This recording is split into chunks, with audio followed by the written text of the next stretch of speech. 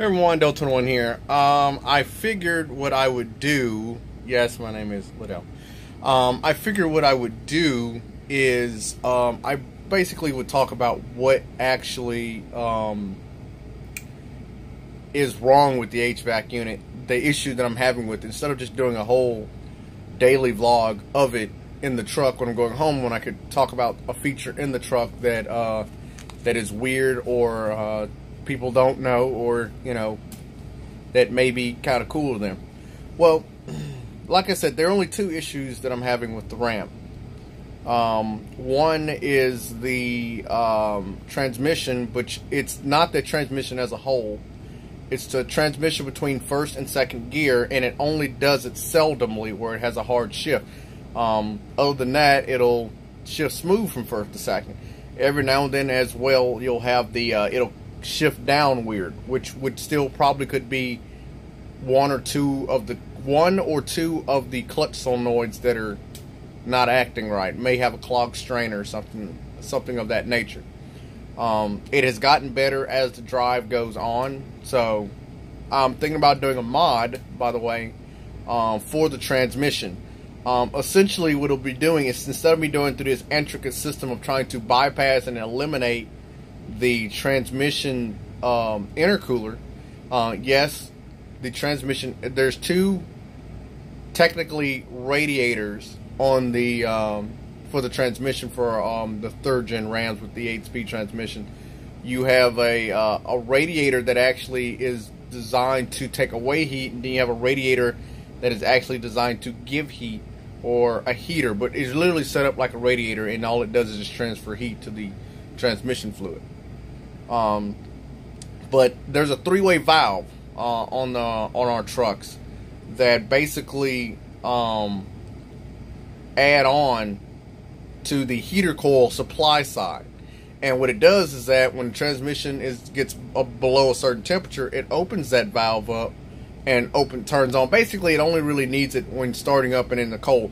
But I live here in the South, and that rarely happens, so it's always up to temp. So there's a mod you can do that is basically adding a valve. You can put a hand valve or a solenoid valve in line with the outlet of the 3-way valve that goes to the transmission. Now, that outlet line does feed only coolant, not transmission fluid. So the outlet is still tied to the system, but that's the cooler side of the transmission fluid. It's not cycling hot transmission fluid through it. The only other way to truly do a delete like that would be to actually go underneath the transmission and go up underneath and actually do the blockage there. But shutting off the hot side, we'll see where that goes.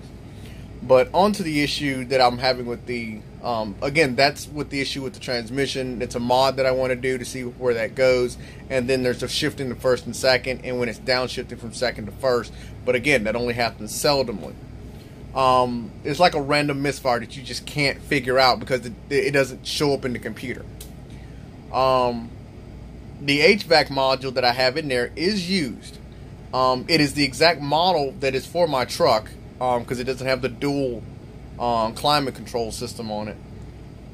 The issue is that the truck, I won't say always, after a long sit, after the truck sits for a long period of time, because the truck doesn't exactly go to sleep, the truck actually has modules that are, well, I guess the other way around. The modules don't, the truck doesn't go to turn off.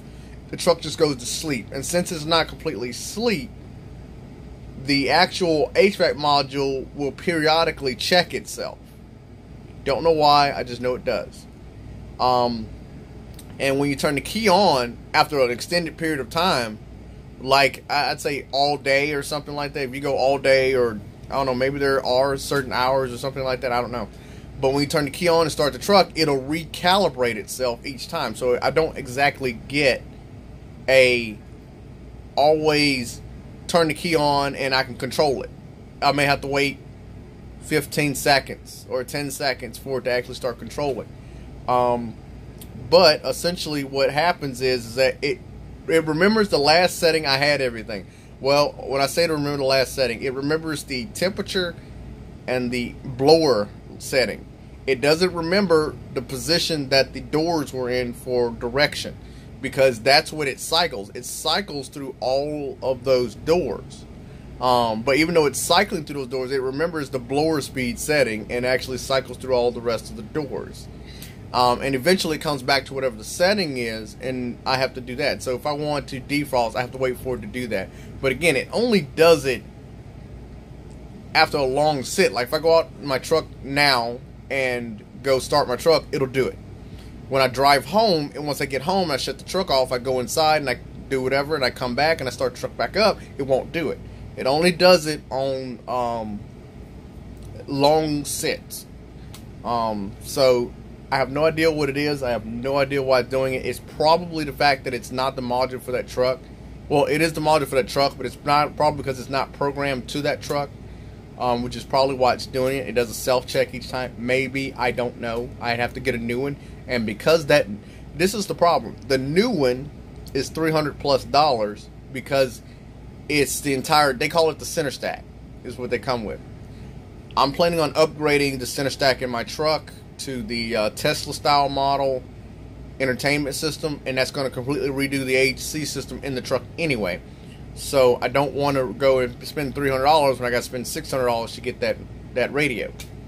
So I'm just going to have to deal with that until that comes in, or until I buy that, and we'll have to see where it goes from there. But those are the only two issues that I'm having with the truck. And like I said, the first one is like a random misfire that comes up every so often. Like if you had a misfire that's only when the engine was cold, and once it warmed up, it stopped. Clearly it's a vacuum leak, but that's beside the point. That's what's happening. It's not temperature related. It will literally do it randomly.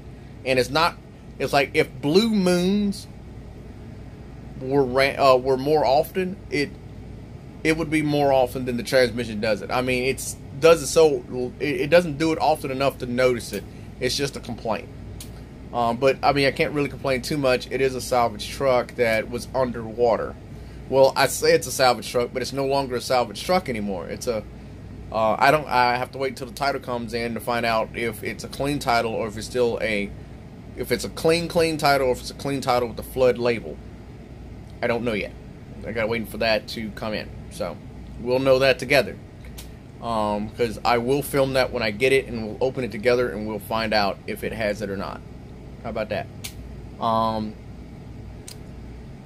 It seems that uploading like this here for dailies are easier than actually doing the other way I was doing it.